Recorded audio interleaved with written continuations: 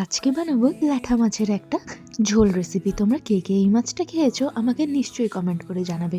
প্রথমে সব মাছগুলো আমি কড়াইতে দিয়ে দিচ্ছি। এখানে আমার 8 পিস মতো মাছ ছিল, তারপরে আমি ঝিরিঝিরি করে আলু কেটে রেখেছিলাম, সেটা দিয়ে তার মধ্যে দিয়ে দিচ্ছি কেটে রাখা পেঁয়াজকলি, বেগুন।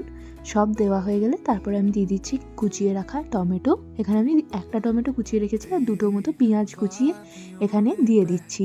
তারপরে দিয়ে দিচ্ছি কিছু চেরা কাঁচা লঙ্কা, একটুখানি থেতো করে নেওয়া রসুন। আমি একটা গোটা রসুন দিয়েছি আর তার সাথে একটু কুচিয়ে রাখা ধনেপাতা।